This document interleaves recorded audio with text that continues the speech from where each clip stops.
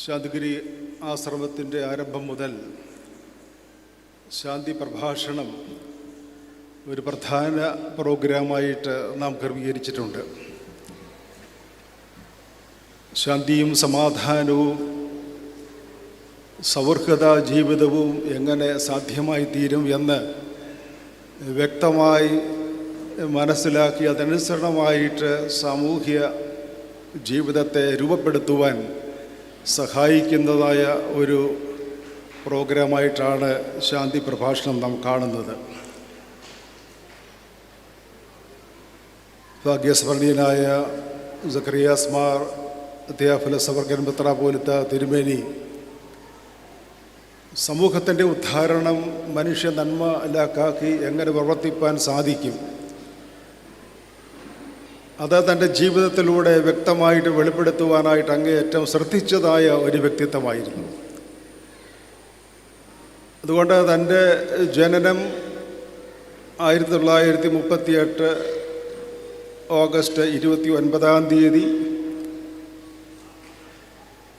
ഈ ലോകത്തിൽ നിന്ന് താൻ മാറ്റപ്പെട്ടതായ ആ ഒരു ദിവസം 2015 ഡിസംബർ 27 ഇതിനിടയ്ക്കുള്ളതായ 78 സംവത്സരങ്ങൾ ഈ ലോകത്തിൽ താൻ ജീവിച്ച് അനുഗ്രഹകരമായിട്ട് പ്രവർത്തിച്ച് ദൈവത്തിൻ്റെ ഉദ്ദേശം എന്ന് വ്യക്തമായിട്ട് മനസ്സിലാക്കി ആ ദൈവിക പദ്ധതിയിൽ പങ്കാളിയായി ജീവിപ്പാനായിട്ട് ദൈവം സഹായിച്ചു.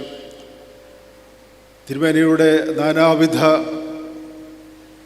വിശേഷതകൾ മെത്രാപ്പോലീത്ത തിരുമേനി ഇവിടെ വ്യക്തമായിട്ട് പറയുകയുണ്ടായി.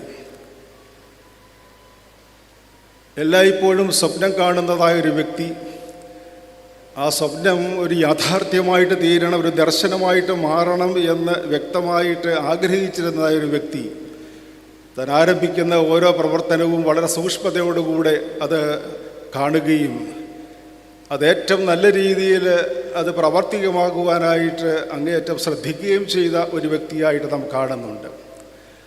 അതുകൊണ്ടാണ് തിരുമേനി ആരംഭിച്ചതായ എല്ലാ പദ്ധതികളും വളരെ സജീവമായിട്ട് ഇന്നും സഭയിൽ നിലനിൽക്കുന്നു എന്ന് നമുക്ക് കാണാൻ സാധിക്കുന്നത്. കേരളത്തിലും കേരളത്തിന് വെളിയിൽ ഇന്ത്യയിലും ഇന്ത്യക്ക് വെളിയിൽ ലോകത്തിൻ്റെ വിവിധ സ്ഥലങ്ങൾ സന്ദർശിച്ച് വിവിധ പ്രോഗ്രാമുകളൊക്കെ പങ്കെടുത്ത് അഖില ലോക സഭാ കൗൺസിൽ പോലെയുള്ളതായ ഉന്നത സമ്മേളനങ്ങളൊക്കെ സംബന്ധിച്ച് അവിടെ നിന്ന് ലഭിച്ചതായ പുതിയ പുതിയ കാഴ്ചപ്പാടുകൾ അത് നാം അധിവസിക്കുന്നതായ ഈ ഭാരതത്തിൽ എത്രമാത്രം നല്ല രീതിയിൽ അനുഗ്രഹകരമായിട്ട് നിർവഹിക്കാൻ സാധിക്കും എന്ന് ചിന്തിച്ചുകൊണ്ട് ഇവിടെ ഓരോ പദ്ധതികൾ ആവിഷ്കരിക്കുവാനായിട്ട് തിരുമേനി ശ്രദ്ധിച്ചിട്ടുണ്ട്.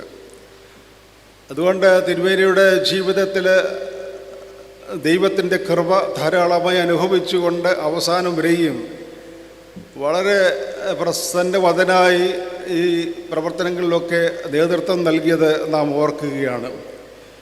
അറിവിൻ്റെയും അനുഭവത്തിൻ്റെയും മാധുര്യം മനുഷ്യഹൃദയങ്ങളിലേക്ക് പകർന്ന് അവരുടെ ജീവിതത്തെ ചൈതന്യവത്താക്കാൻ അങ്ങേയറ്റം ശ്രദ്ധിച്ചതായ തിരുമേനിയുടെ നല്ല ഓർമ്മകൾ നമ്മുടെ മനസ്സിൽ ഇന്ന് നിറഞ്ഞു നിൽക്കുകയാണല്ലോ. അതുകൊണ്ട് ഒരു ആകർഷണീയമായ വ്യക്തിത്വം എന്ന നിലയിൽ തിരുമേനി എല്ലായ്പ്പോഴും നമ്മുടെ മനസ്സിലുണ്ട്.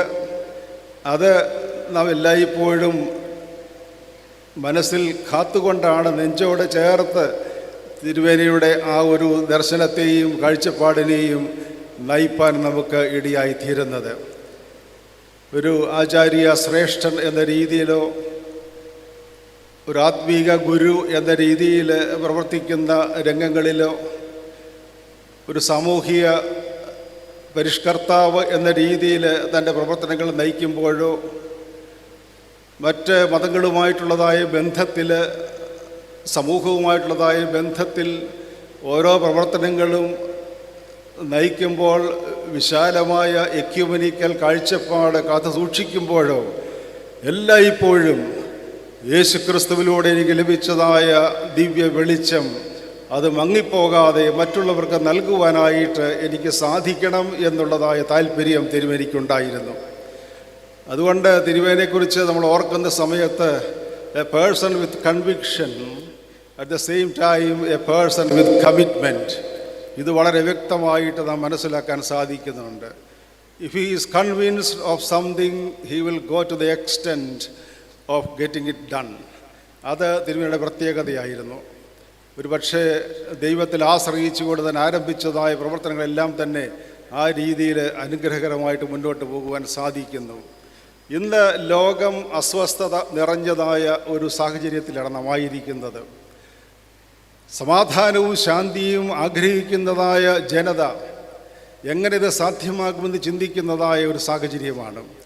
അതുകൊണ്ട് ഓരോ വർഷവും ഈ ശാന്തി പ്രഭാഷണം നമ്മൾ നിർവഹിക്കുമ്പോൾ ഈ ശാന്തിയും സമാധാനവും നമ്മുടെ സമൂഹത്തിൽ നിലനിൽക്കുവാനായിട്ട്, അതിനനുസരണമായിട്ട് നമ്മുടെ സാമൂഹ്യ വ്യവസ്ഥിതി രൂപപ്പെടുവാനായിട്ട്, മനുഷ്യർ നല്ല രീതിയിൽ ജീവിച്ച് ദൈവപ്രകാരം വസിക്കുവാനായിട്ട് ഇടയായി തീരണം എന്ന് എല്ലായ്പ്പോഴും നാം ഓർക്കുന്നുണ്ട്. അവിടെ അർപ്പണബോധത്തോടുകൂടെ പ്രവർത്തിക്കുന്നതായ വ്യക്തികളെ ആവശ്യമാണ്. ഇന്ന് നാം കാണുമ്പോൾ യെരമ്യാ പ്രവാചകൻ പറയുന്നത്, സമാധാനമില്ലാത്തിടത്ത് സമാധാനം സമാധാനം എന്ന് പറഞ്ഞ് എൻ്റെ ജനത്തിന് രോഗം ലഘുവായി ചികിത്സിക്കുന്നതായ ഒരു രീതിയുടെ അവസ്ഥയിലേക്ക് ലോകം മാറുന്നു എന്നത് നമ്മൾ വ്യക്തമായിട്ട് കണ്ടുകൊണ്ടിരിക്കുകയാണ്. സമാധാനത്തിന് വേണ്ടി താല്പര്യമുണ്ട്, കാംക്ഷിക്കുന്നുണ്ട്, എന്നാൽ എങ്ങനെ സാധ്യമാകും എന്നുള്ളതായ ചോദ്യമാണ്. ഇവിടെയാണ് ഇങ്ങനെയുള്ളതായ ശാന്തി പ്രഭാഷണവും അതിനനുസരണമുള്ളതായ ജീവിതങ്ങളും രൂപപ്പെടേണ്ടത് എന്ന് നാം മനസ്സിലാക്കണം. നാം ആയിരിക്കുന്ന സാഹചര്യങ്ങളിൽ ദൈവത്തിൻ്റെ ധാരാളമായ കൃപ അനുഭവിച്ചുകൊണ്ട് ദൈവത്തിൻ്റെ പദ്ധതിയിൽ പങ്കാളികളായി നമുക്ക് മുന്നമേ ഈ ഒരു പാതയിൽ നമ്മെ നയിച്ചതായ അനേകരുടെ ജീവിത മാതൃകകളെ ഉൾക്കൊണ്ടുകൊണ്ട് നമ്മുടെ ജീവിതത്തെ ക്രമപ്പെടുത്തുവാൻ ഇന്ന് നമുക്ക് സാധ്യമായി തീരണം.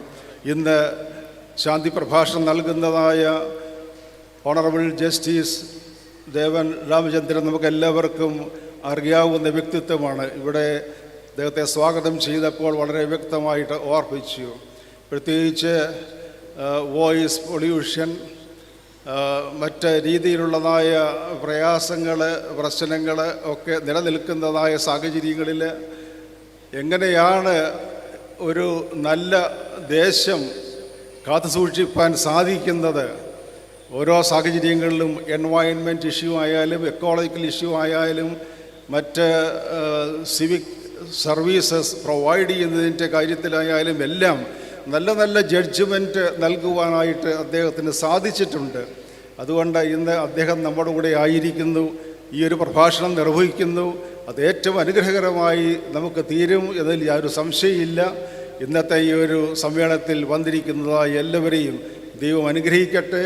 ഈ ശാന്തിഗിരി ആശ്രമം ഇവിടെ ആരംഭിക്കുമ്പോൾ ഇടത്തല പഞ്ചായത്ത് ചുറ്റുപാടുകളെല്ലാം തന്നെ ഇതിൻ്റെ ഭാഗമായി മാറുകയാണ്. ഇന്ന് ഇടത്തല പഞ്ചായത്തിൽ നിന്ന് ധാരാളം ആളുകൾ, ഇവിടുത്തെ ദേശവാസികൾ ഇതിൽ സംബന്ധിക്കുന്നു എന്നത് തന്നെ ഈ ശാന്തിഗിരി നമ്മോടൊപ്പം, എന്നോടൊപ്പം ഉണ്ട് എന്ന് പറയുന്നതായ അനുഭവമാണ്. ഇവിടെ ഓരോ ധ്യാനത്തിനായാലും, മറ്റ് കോൺഫറൻസിനായാലും, പഠനത്തിനായാലും, ആയുർവേദ ചികിത്സയ്ക്കായാലും മറ്റും വരുന്നതായ ആളുകളെല്ലാം തന്നെ അവർക്ക് ശാന്തിയും സമാധാനവും ലഭ്യമാകുന്ന ഒരിടം ഈ ശാന്തിഗിരി ആശ്രമം നൽകുന്നുണ്ട്. അത് ഇതിൻ്റെ പ്രത്യേകതയാണ് എന്ന് നാം മനസ്സിലാക്കുന്നുണ്ട്. അതുകൊണ്ട് ശാന്തിഗിരി ആശ്രമത്തിൻ്റെ പ്രവർത്തനങ്ങൾ അനുസ്യൂതം വളർന്ന് മുന്നോട്ട് പോകുവാൻ നമ്മുടെ ഓരോ ചുവടുവയ്പും സാധ്യമായി തീരട്ടെ എന്ന് പ്രാർത്ഥിക്കുകയും ആശംസിക്കുകയും ചെയ്തുകൊണ്ട് എൻ്റെ വാക്കുകൾ ചുരുക്കുന്നു. ദൈവം നമ്മെ അനുഗ്രഹിക്കട്ടെ.